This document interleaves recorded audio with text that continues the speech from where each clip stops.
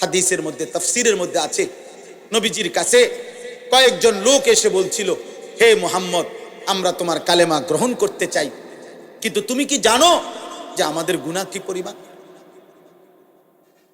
আমাদের গুনাহ কি পরিমাণ? হয়তো তোমার আন্দাজও নাই। মুহাম্মদ, আমরা শুধু শিরিক করেছি এমন না, আমরা মূর্তি পূজা করেছি এমন না। তাফসীরে কুরতুবীতে স্পষ্ট লিখছে, নবীজিকে তারা বলছে, হে মুহাম্মদ, চুরি করছি কি পরিমাণ, হিসাব নাই। জিনা করেছি কি পরিমাণ, হিসাব নাই। মদ পান করেছি কি পরিমাণ, হিসাব নাই। খুন করছি কি পরিমাণ, হিসাব নাই। জীবনটা শেষ করে দিছি গুনায় গুনায়, আজ আর কোনো হিসাব করেও কুলাইতে পারবো না, এত বেশি পরিমাণ গুনাহ আমাদের। তো বলছে, মুহাম্মদ, তুমি যে বলছো আল্লাহ মাফ করে দিবে, কিন্তু মাফ তো করবে বুঝি, কিন্তু আমরা যে পরিমাণ গুনাহ করেছি আমাদের মনে হয় তোমার আল্লাহ এত বেশি পরিমাণ গুনাহ মাফ করবে না। গুনাহ যে আমাদের অনেক বেশি। তুমি আরেকবার তোমার আল্লাহকে জিজ্ঞেস করো, ওনারে বলতে কও, উনি আমগো কি পরিমাণ গুনাহ মাফ করে দিবে। মহান আল্লাহ পাক এই আয়াত তখন নাজিল করছেন। আল্লাহ বলছে, বন্ধু, আমার বান্দাদেরকে বলেন, হে আমার বান্দা, তোমার গুনার সংখ্যা তুমি হিসাব না করে আমার মাগফিরাতের দিকে তাকাও। গুনাহ তোমার যে পরিমাণ হোক, আমার মাগফিরাত তার চাইতে কোটি কোটি গুণ বেশি।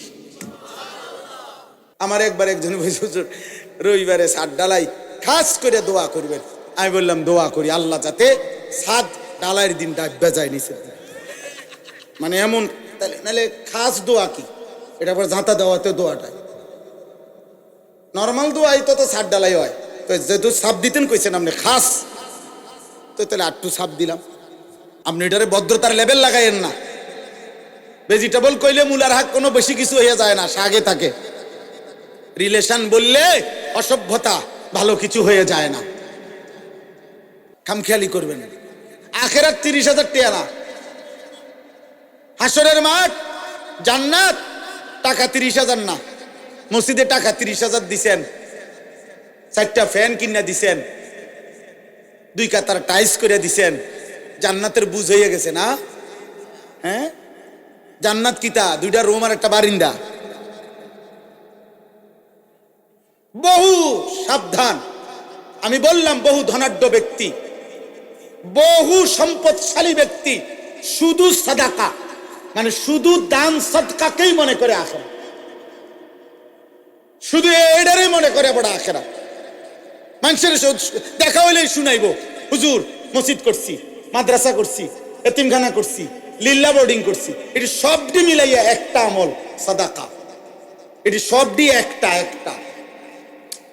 100 কোটি টাকাও যদি আপনি দান করেন, হুজুর আপনি বলেন সবটা একটা আমল কিনা? একটা আমল না। দান সাদাকা 1 লক্ষ কোটি টাকা হোক, এটা তো একটা আমল। তো নামাজ, রোজা, হজ, চরিত্রের পবিত্রতা, হালাল উপার্জন। আপনি যে মিশা কথা কন, আপনি যে 2 নম্বরই ব্যবসা করেন, আপনি যে লোন নিছেন 1 কোটি টাকা, 200 কোটি টাকা, কারে বুঝান সিটারি? হ্যাঁ, আখেরাত আমার নামে বুঝ দিলেন, আমি না বললাম মার হাবা জনাব উমক 20,000 মার হাবা, আবারে মার। ঠিক আছে, মার হাবা তো ঠিক আছে, কিন্তু আসমানওয়ালা খোদার কসম তিনি জিজ্ঞেস করবে কিয়ামতের দিন, বান্দা মিন আইনা ইকতাসাবা ওয়া ফিমা আনফাক। আল্লাহ তাআলা বলবেন, আমার বান্দা হিসেব দাও, একটা টাকা কোত্থেকে উপার্জন করেছো, একটা টাকা কোথায় ব্যয় করেছো। আমি আপনাদেরকে দানের নিরুৎসাহিত করছি না, সতর্ক করছি। আমার এটা একটা ভয়। অসংখ্য আল্লাহর বান্দা এমনও হইতে পারে দান সদকা করে গেছে, আমি তারে কেবল বাহবাই দিয়ে গেছি, কিন্তু হারাম থেকে যে বাঁচা দরকার। সুদের টাকা দান করলে যে কবুল হবে না, ঘুষের টাকা দান করলে কবুল হবে না, ওজনে কম দেওয়া টাকা দান করলে কবুল হবে না, 2 নম্বরই 6 নম্বরই টাকা দান করলে এটা কবুল হবে না, হবে না, হবে না। দৈন্তার নয় কান না, এ কথা যদি আপনারে আমি না বলি, হতে পারে আখেরাতে আমি আটকায়া যাব। ওই লোক বলবে আমি দিছিলাম, হুজুররা আমারে কিচ্ছু কয় না। নাইলে আমি আরেকটু চেষ্টা করতাম, আরেকটু নয়তো চেষ্টা করতাম হালাল হারামের পার্থক্য করার। কিন্তু হুজুর এত বিষয়টা আমার এরকম ক্লিয়ার করছে না, আমার তো কেবল মারহাবানা দিল। তখন কি হবে আব্বা? তখন তো আমি আটকায় যাব। আজকে মনে করেন এখানে যদি আমরা 500 লোক হই, আর এখন যদি 1 ঘন্টা সময় পার হয়, তো 500 ঘন্টা পার হইছে 500 জনের। এই 500 জনের 500 ঘন্টা আল্লাহর কসম, আল্লাহর পক্ষ থেকে আমার কাছে আমানত। আমাকে এর হিসাব দিতে হবে। আমাকে 1 ঘন্টার হিসাব দিতে হবে না, 500 ঘন্টার হিসাব দিতে হবে। কারণ এই মানুষগুলো আল্লাহর কথা শুনতে বসছে। এই জন্য আপনাদের কাছে আমি অনুরোধ করছি, আপনি পুরা দিন মানতে হবে। যদি বলেন হুজুর আপনার মধ্যে তো ত্রুটি আছে, হ্যাঁ আমার মধ্যেও ত্রুটি আছে, আমি খোলা কণ্ঠে বললাম, আপনি আমার জন্য দোয়া করেন। কথা বোঝেন নাই? আপনি যদি বলেন অমুক হুজুরের মধ্যে তো ত্রুটি আছে, তো আপনি ওনার লাগে দোয়া করেন। আপনাদের জন্য আমরা দোয়া করি কিনা? কথা বলেন না। তো আপনারা আমার জন্য দোয়া করবেন। আল্লাহ হুজুরদের, আপনার চোখের যেই হুজুর ত্রুটি, আপনি ওই হুজুরের লাগে একটু দোয়া করেন যে আল্লাহ এ হুজুররেও নেককার বানায় দেন, আল্লাহ হুজুররেও জাহান্নাম থেকে বাঁচায় দেন। আমার হুজুর মানে কি জান্নাত থেকে আইছে, তাই না? হুজুর হিসাব দিতে হবে না? আখিরাতে হিসাব দিতে হবে কিনা বলেন? অতএব বাপ, এই কোন রকম খামখেয়ালি করা যাবে না। আখিরাত খামখেয়ালি না আব্বা। 1-2টা ভালো কাজের নাম আখিরাত। পুরা দিন মানা, পুরা দিন মানা। সমস্ত গুনাহ আপনি ছাড়তে হবে, সমস্ত আমল আপনি করতে হবে। আপনি মুসলমান, আপনি মুমিন, আমি মুসলমান, আমি মুমিন। আমাকে সমস্ত গুনাহ ছাড়তে হবে, সমস্ত গুনাহ ছাড়তে হবে। আজ কি পরিমাণ মুসলিম যুবক মাদকাসক্ত, আজ কি পরিমাণ মুসলিম যুবক নারী নিয়ে ব্যস্ত। 16 বছরের ছেলে, 18 বছরের ছেলে, আপনি খবর লাগান, চোখে চেহারার দিকে তাকায় দেখেন, এই বড় মোবাইলে এই পরিমাণ নর্তকী আর উলঙ্গ ছবি দেখে ফেলছে। আমার মনে হয় না বিগত 60 বছরের কোনো বয়স্ক লোক 60 বছরও যদি টানা টেলিভিশন দেখা থাকে, উনি 60 বছরে যত নারী দেখে নাই, 3 দিনে মুসলমানের অগণিত কিশোর যুবক মোবাইলের এই সুযোগ পেয়ে উলঙ্গ নারী যে পরিমাণ দেখছে। এটা আব্বা, এটা দুষ্টামি না, এটা অসভ্যতা। দুষ্টামি আমরাও করছি ছোটবেলায়, আমাদেরও ছোটবেলায় আমগরে কইতো দুষ্টামি করস কি। জোহরের খানা আমরা আসরের সময় খাইছি, মামু দম দিছে, তুই বেশি দুষ্ট হয়ে গেছ, কোন টাইম ধরে তোরে ডাকতেছি ভাত খাইতি, আয়স্তা কেন। এটা ছিল দুষ্টামি। হাডুডু খেলতে নামছি, খেলার মাঠ থেকে উঠা আসি নাই তো মামা দাদা দমক দিয়ে আনছে, সাইকেল চালাইতে দিছে, সাইকেল চালাইছি লম্বা টাইম। পুকুরের পারে বট গাছ আছিল, বট গাছের মধ্যে একটা ডাল পুকুরের দিকে নামানো ছিল, বারবার গিয়া গিয়া লাফাই লাফাই ওটার থেকে পানির চাপ দিয়ে পড়ছি আর ডুবাইছি।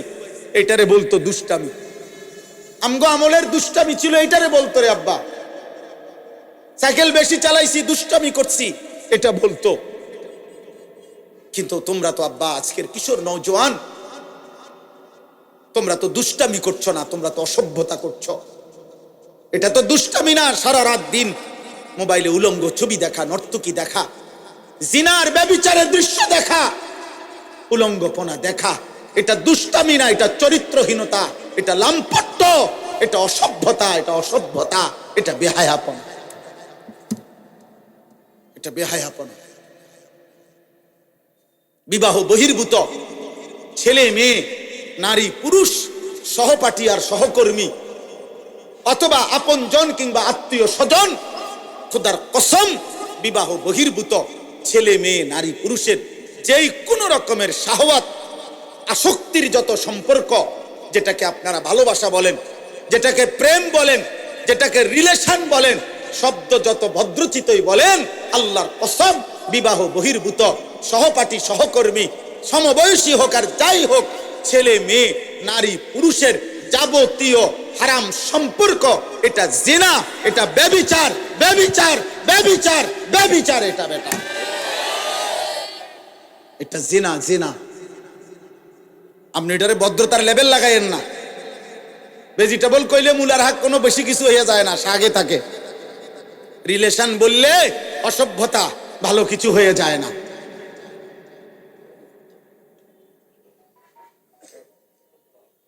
অতএব এটা জরুরি। আমি হাদিস বলি, আল্লাহর নবী সাল্লাল্লাহু আলাইহি সাল্লাম বলছেন, মান জানা ওয়া শারিবাল খামরা নাযা আল্লাহু মিনহুল ঈমান কামা ইয়াখলাউল ইনসানু আল কাবিসা মিন রাসিহি। আত-তাফসীরুল মুনীর, আরবি ভাষার বিখ্যাত তাফসীর, নির্ভরযোগ্য হাদিস, এটা সনদ সহিহ। এটা আল্লাহর নবী সাল্লাল্লাহু আলাইহি সাল্লাম বলেছেন, আহা, যে ব্যক্তি ব্যভিচার করে, জিনা করে এবং মদ পান করে, নবীজি বলছেন আল্লাহ তাআলা তার দিল থেকে, তার কলিজা থেকে, তার অন্তর থেকে ঈমান এভাবে টেনে বের করে ফেলে, মানুষ তার গায়ের পোশাক দেহ থেকে যেমন খুলে ফেলে।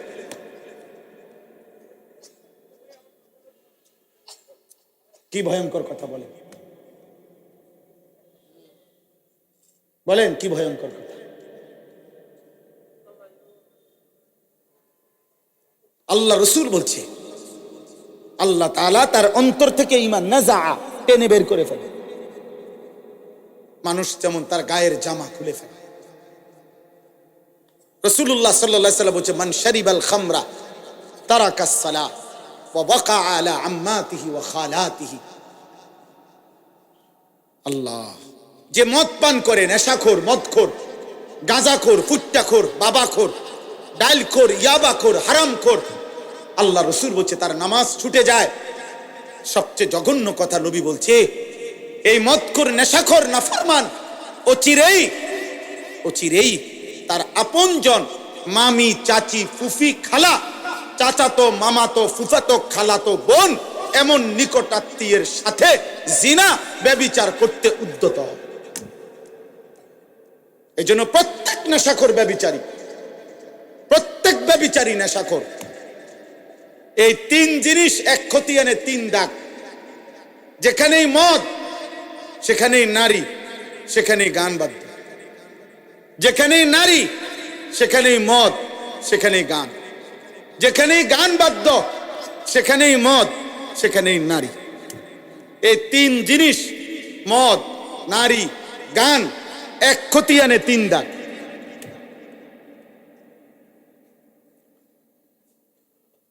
রাসূলুল্লাহ সাল্লাল্লাহু আলাইহি ওয়াসাল্লাম বলছেন, গানে আসক্ত ব্যক্তিকে আল্লাহ তিনটা শাস্তি দিবে। নবীজি স্পষ্ট বলছেন, তিনটা শাস্তি আল্লাহ দিবে। এক নাম্বার, মাটি ধসিয়ে ধ্বংস করে দিবে। দুই, পাথরের বৃষ্টি বর্ষণ করে ধ্বংস করে দিবে। তিন, অথবা চেহারা বিকৃত করে, মানুষের চেহারা পরিবর্তন করে জানোয়ারের আকৃতি বানায়। আজ না হোক কাল, রব্বে কাবার কসম, নবীর এই ভবিষ্যৎবাণী হবেই হবে। মুহাম্মদ আরবি সাল্লাল্লাহু আলাইহি সাল্লাম, তার কোনো কথা ভুল হয় নাই, হবেই হবে। আজ না হোক কাল হবে। একদিন ঘুম ভেঙে দেখবে যুবক সারা রাত উলঙ্গ ছবি আর নারী আর গান বাদ্যের আসক্তিতে ছিল। কোন এক প্রজন্ম আইসা দেখবে হয়তো ঘুম থেকে জেগে মানুষের চেহারা কুকুর শুকুরের চেহারা হয়ে গেছে। চেহারা বিকৃত করার সব মহড়া চলতেছে আব্বা। বেঈমান, চুল, চেহারা, সব কিছুতেই আজকে অগণিত মুসলমান ছেলেকে, মুসলমানের চুল, চেহারা, লেবাস, চেহারার ডিজাইন পুরি বদলে আজকে তারা পরিবর্তন করে দিছে। এটা যদি রব পরিবর্তন করে ফেলে তাহলে পুরা জানোয়ার হয়েছে।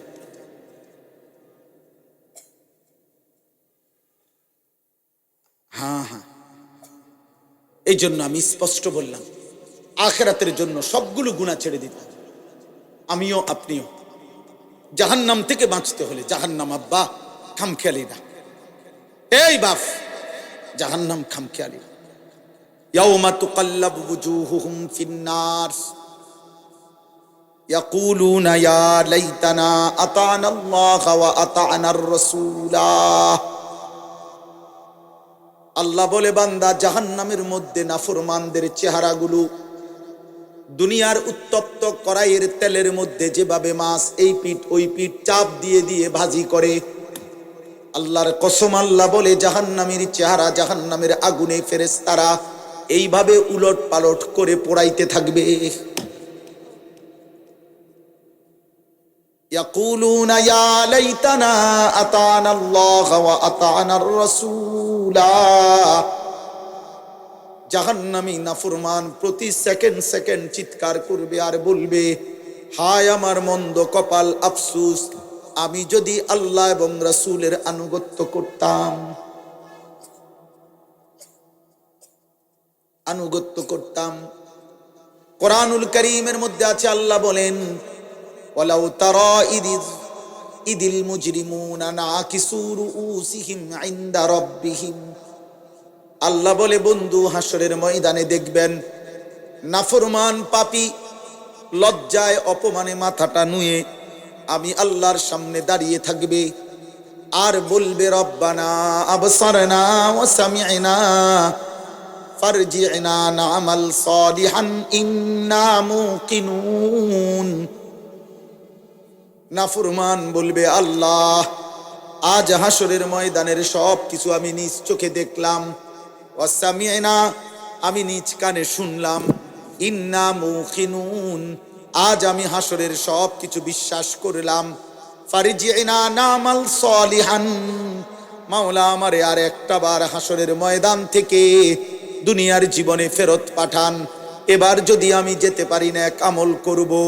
আল্লাহ বলবে, না বান্দা, আমি তো চাইলে দুনিয়াতেই বাধ্য করে জাহান্নাম দেখিয়ে আযাবের এক ফোঁটা চিহ্ন দুনিয়ায় থাকতে দেখাইয়াও আমি ইচ্ছে করলে তোমার আনুগত্য নিতে পারতাম। ওয়ালাউ শি'না লাআতাইনা কুল্লা নাফসিন হুদাহা, আমি তো চাইলে পারতাম বান্দা, পারতাম। আমি যদি দুনিয়ার জমিনে এখন কাউকে এক সেকেন্ডের জন্য জাহান্নামের এক নজর দেখাইতাম, তাইলে তো আর কোনোদিন নামাজ ছাড়তা না। আমি যদি কবরের আযাবের এক দৃশ্য যদি এক সেকেন্ডের জন্য দেখাইতাম, তাইলে তো আর কোনোদিন আমার বন্দিগি ছাড়তা না। আল্লাহর নবী বলেন, ইমানদার কোন নাফরমানের লাশ যখন খাটিয়ার মধ্যে করে কাঁধে তুলে নিয়ে যখন কবরস্থানের দিকে নিয়ে যায়, আল্লাহর কসম নবী বলেন, উম্মত, যদি একবার নাফরমানের একটা চিল্লানি যদি তোমরা শুনতা, তাইলে এই কায়নাতের কেউ কোনোদিন কোনো মানুষকে কাঁধে তুলে নিয়ে লাশের খাটিয়া কবরস্থানে নিত না, কোন লাশ আর দাফন হতো না, লাশগুলো রাস্তার মধ্যে কুত্তার শুকর বিলাই কামড়ায়া খাইত।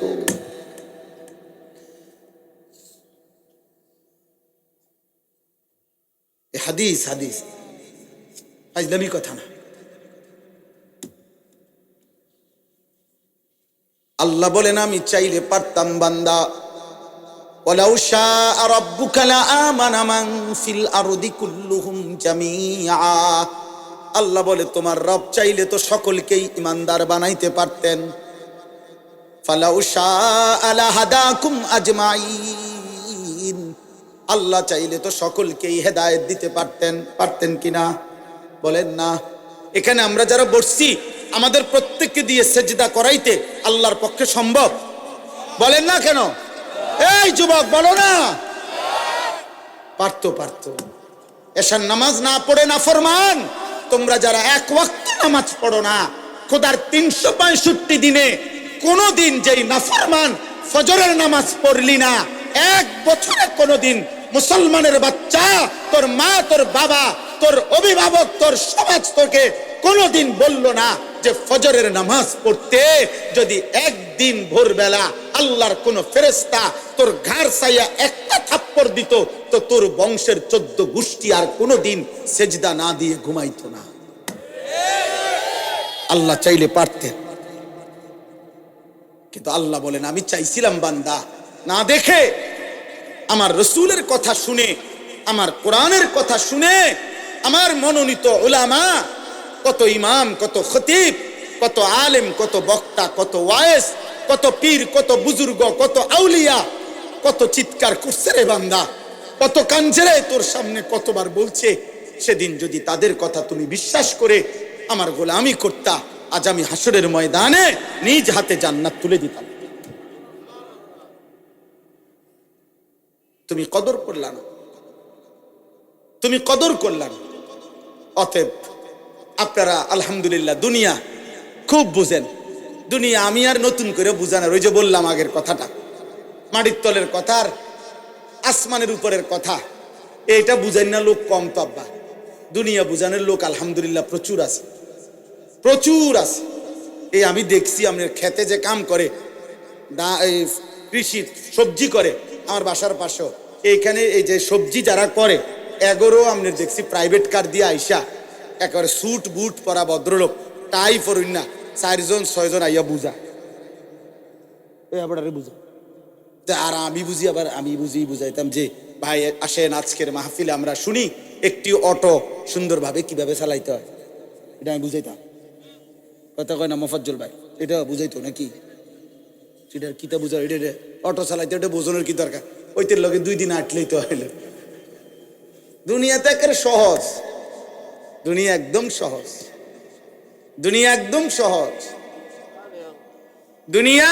আরে ভাইয়া 200 কোটি মুসলমান যদি 400 কোটি হাত একত্র করেও 24 ঘন্টা দুনিয়া উপার্জনের জন্য চেষ্টা করে, আল্লাহর কসম কাফের বেঈমানদের সমপরিমাণ দুনিয়া ইমানদারের হবে না, হবে না, হবে না, হবে না। আল্লাহ দিবে না, আল্লাহ এটা ওয়াদা দিয়ে রাখছে, ওয়াদারনি ওয়াল মুকাদ্দিবিনা উলিন নামাতি ওয়া মাহিলহুম কালিলা। আল্লাহ বলছে মিথ্যাবাদী নাফরমানদেরকে কিছু সময়ের জন্য দুনিয়া দিয়ে দাও। বান্দা মোমেন সেজদা দিয়ে আমার কাছে আইসো, আমি আল্লাহ তোমার চাহিদাও পূর্ণ করব জান্নাতে।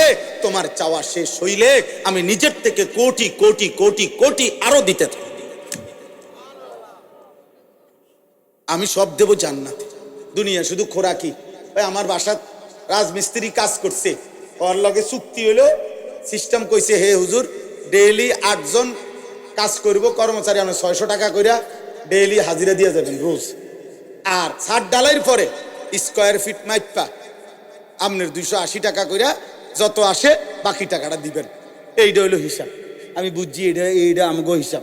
আল্লাহ আমারে বলছে বান্দা তুমি শুধু ঈমান আমলের সাথে দুনিয়া খোরাকিটা কোন রকম নিয়ে আসো, খাইয়া আইও, বাকি যা হিসাব কইরা জান্নাতে আমি দিয়ে সুবহানাল্লাহ। শুধু দিন খোরাকি না, হ্যাঁ ডেইলি খোরাকিটা শুধু না। এই জন্য ইমানদার খোরাকি নেয়। এই জন্য ইমাম সাহেব 10,000 টাকা বেতনে 1 মাস চলে, 8,000 টাকা বেতনে 1 মাস চলে, কিস্তি নাই, কিন্তু মাসে 1.5 লাখ টাকা ইনকাম, কিস্তি চলে 4টা। আরো আমারে তো কতজনে বলছে খাস করে দোয়া করতাম এই কিস্তি লেগে, মানে এমন দোয়া করতাম যাতে কিস্তি 4টা 8টা হয়। মাত্র খাস করে দোয়া করলে কি করতো, কিস্তির উপরে দোয়া তো আমনে লেগে এইটাই যে হুজুর দোয়া করবেন কিস্তি চলে 4টা, তার মানে আরো যাতে 4টা বাড়ে কিস্তি।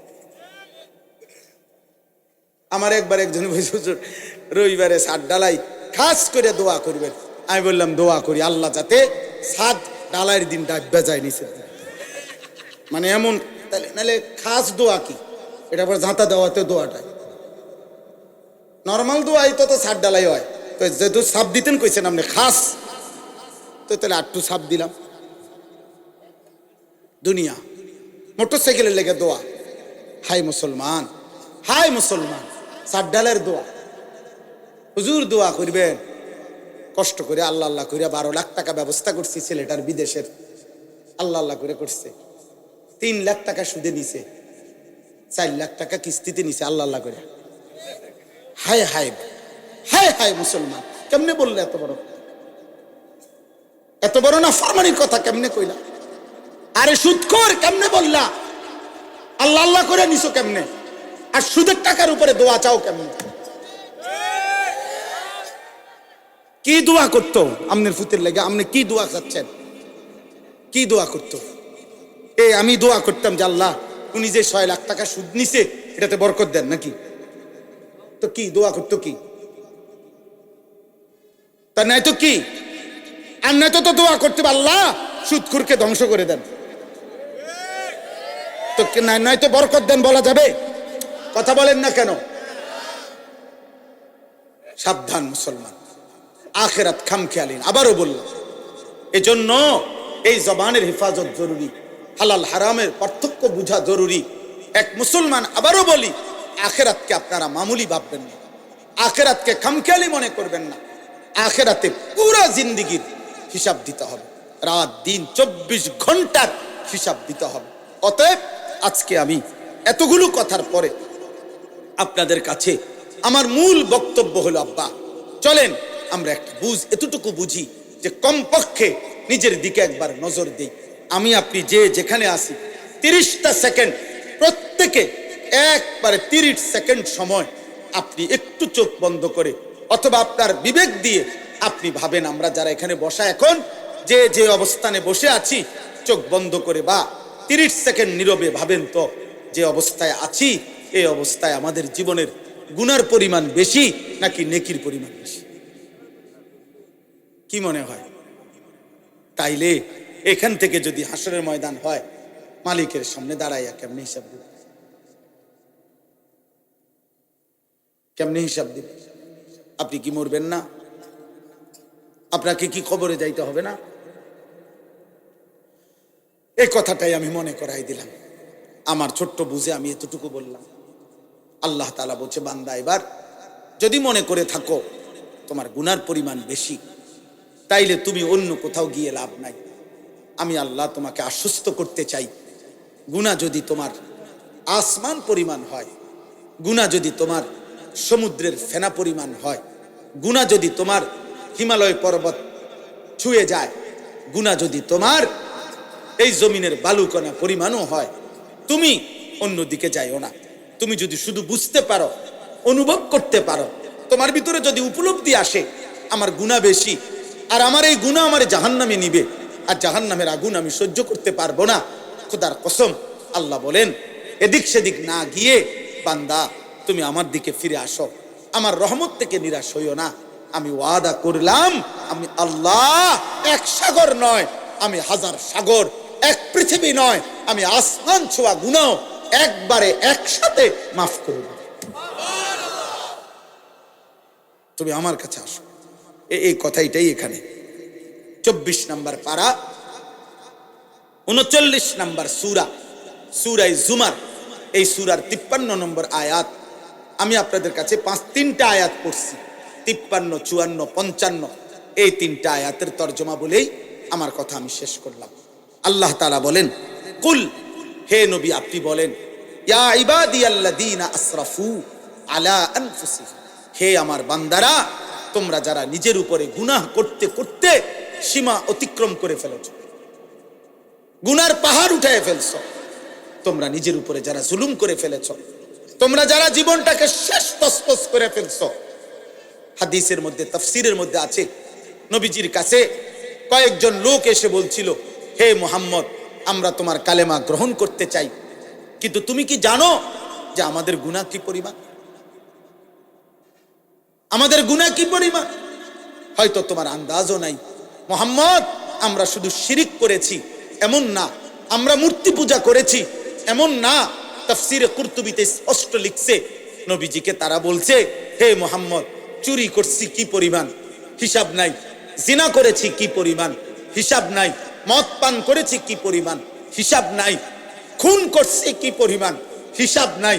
জীবনটা শেষ করে দিছি গুনায় গুনায়, আজ আর কোনো হিসাব করেও কুলাইতে পারবো না, এত বেশি পরিমাণ গুনাহ আমাদের।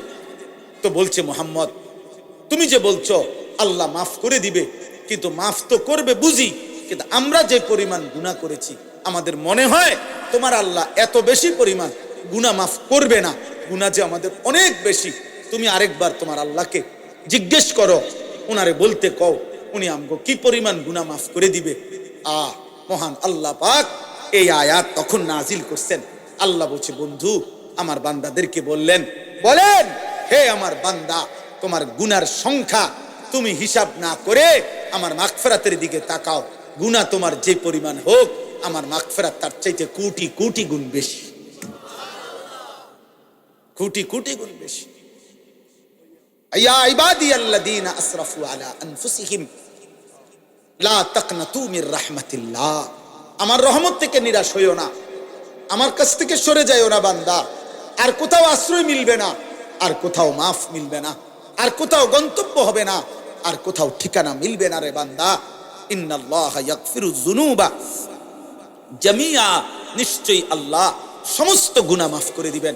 আল্লাহ বললেন, বন্ধু ওদেরকে বলেন কুফর আমি মাফ করে দেব, শিরিক মাফ করে দেব, কবিরা গুনাহ মাফ করে দেব, সগীরা গুনাহ মাফ করে দেব, বিদআত মাফ করে দেব, মুনাফিকি মাফ করে দেব, সব মাফ করে দেব। ইন্নাহু হুয়াল গফুরুর রাহিম। কেন মাফ করব না? আমি আল্লাহ গফুর, ক্ষমাশীল, রাহিম, দয়াবান। এবার আল্লাহ বলে, বান্দা তবে শুনো, তাহলে যদি তুমি সিদ্ধান্ত নেও আমার কাছে আসবা, আমি মাফ করব, তা এখন কি করতে হবে তোমাকে? আল্লাহ বলেন, তোমাকে দুইটা কাজ করতে হবে। ওয়া আনিবু ইলা রাব্বিকুম, তোমাকে এক নাম্বার ইরজিউ, আমার কাছে ফিরে আসতে হবে। তুবু, তাওবা করতে হবে। এক নাম্বার ইনাবাত, আই রুজু, আই তাওবা, অর্থ হইল তুমি তাওবা করো, তাওবা করো, তাওবা করো, তাওবা করো। বান্দা আমার কাছে আসো, আমার কাছে তাওবা করতে হবে। কি করতে হবে বলেন, সবাই বলেন না, কি করতে হবে? তাওবা কিভাবে করে? তাওবা কিভাবে করে? আমার শায়েখ আল্লামা মুফতি মুশতাকুন নবী কাসিমি, আমি একটা জিনিস দেখাই দিই।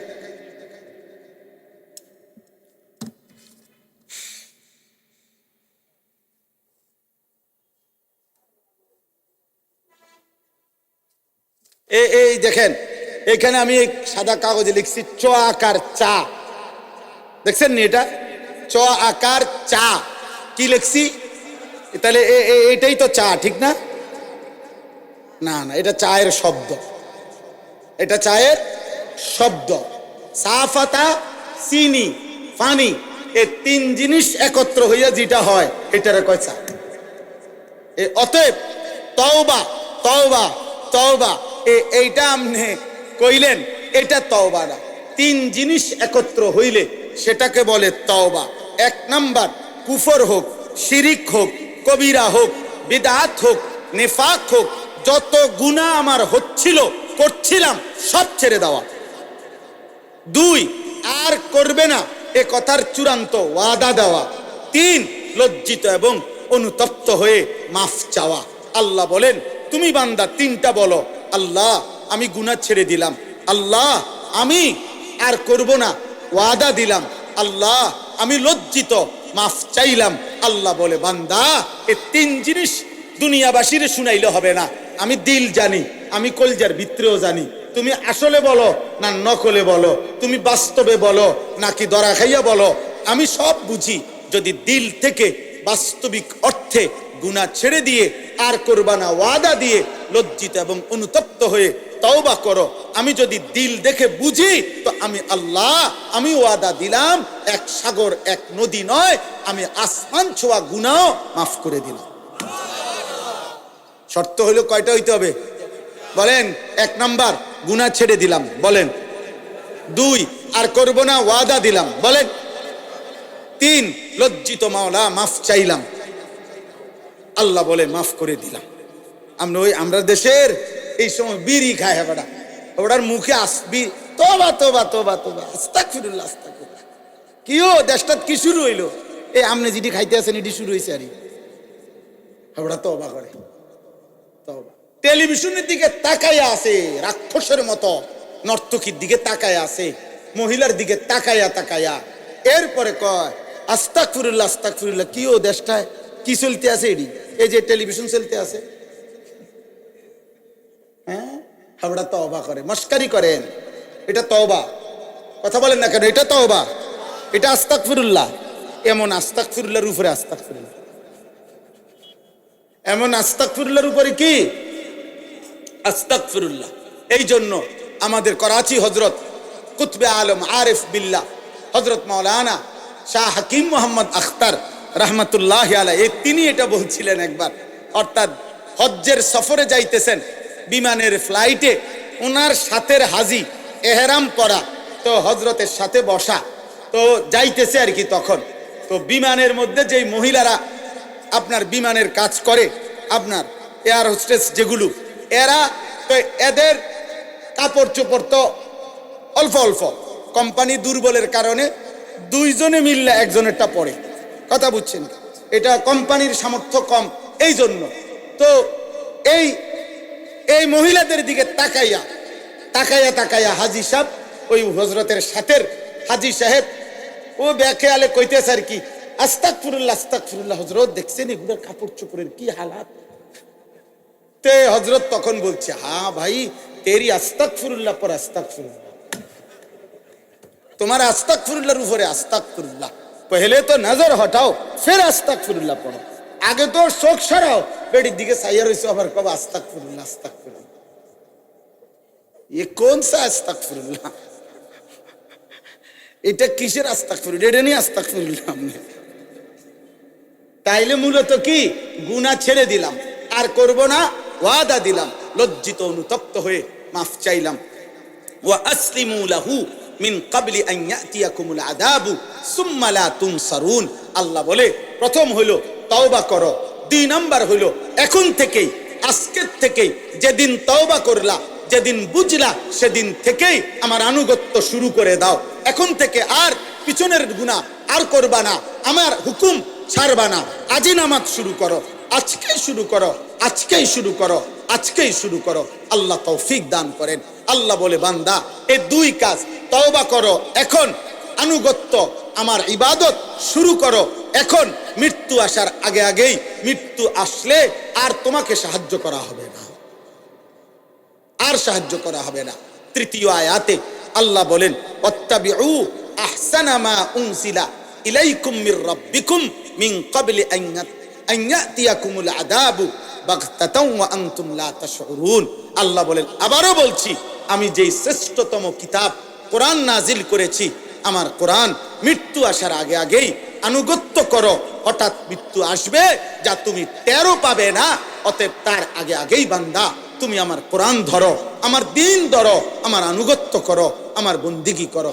আমার ভাই, আমার বন্ধু, এই নাজিরা বাজার যুব সমাজের এই ভাইরা, ও আমার অনেকক্ষণ আবদার করছে, একটা ডেট আমি মিলাইতে পারতেছিলাম না, আল্লাহর দয়া এতটুকু সুযোগ হয়েছে। আমার অনেক প্রিয় ভাই মাওলানা আমাদের মুফাজ্জল ভাই, প্রিয় ভাই বলছেন, এই জন্য আমি এটুকু সময় আপনাদের কাছে বললাম।